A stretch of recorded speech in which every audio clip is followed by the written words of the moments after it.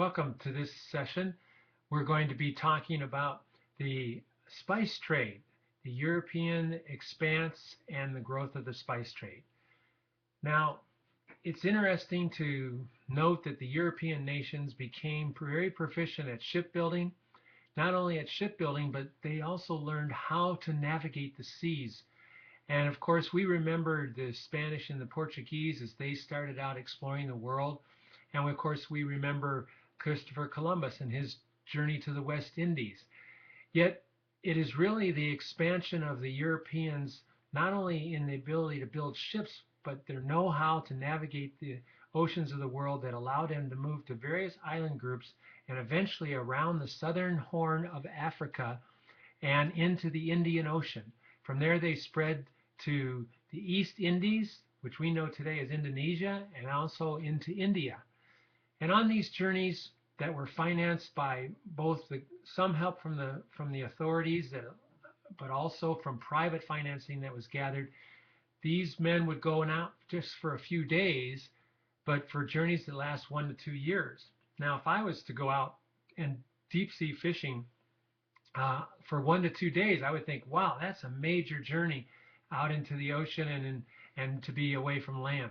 But these men would take 2 years to go on these journeys and would come back with goods and things that they had traded for.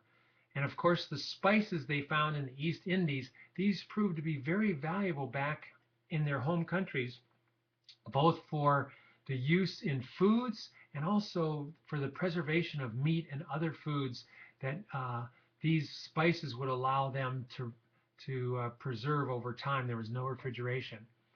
And as these nations spread, first of all, as I mentioned, Spain and Portugal, but later the Dutch became a very prominent group in the East, working out into Indonesia and the East Indies. Then after the Dutch followed the English, and each nation found their bases. The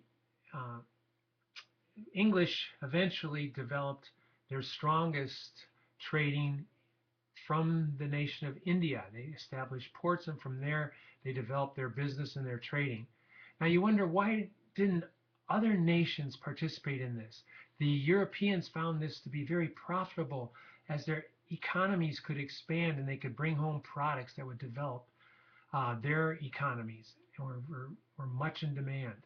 Well, some of the countries did try to do these things. Some of them didn't have the know-how, but nations like China, they had shipbuilding way back in the 1200s. But as they grew and developed some of their trading, there came an emperor that decided, we don't want to rely on other countries or allow other countries to come into our economy. We are self-sufficient. And so he gradually curtailed shipping and eventually eliminated shipping altogether. And here we have the Europeans. They enjoyed the benefits of their growing economies that allowed them to travel the seas, and then their economies even grew greater because of this expansion of their trade. And we know from the study of these periods of times that it was important for the geographic spread of Christianity around the world that the Europeans as Christians brought their Christian commitments and values with them.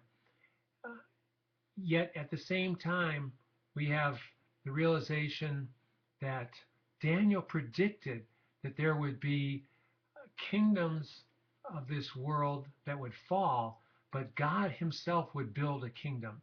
And this kingdom that he would build would never be destroyed. And those that follow Christ and those who gave allegiance to his Messiah are part of God's kingdom. And it is interesting to watch the development of these nations, the European nations in particular, at this time. We're not looking at the spice trade, however, just in the value that it is in spreading Christianity, but more particularly, we're looking at the wealth of nations. How did nations grow and develop? And we'll be looking at that in future weeks as we explore periods of time beyond this particular period of the spice trade. We're remembering that in this period, The spice trade was the foundation for trade in many other items as well, and Europe began to grow economically and would later develop many products out of this relationship that they had with the East. So thank you for joining us, and if you get a chance, pick up the book, The Wealth and Poverty of Nations by David Landis.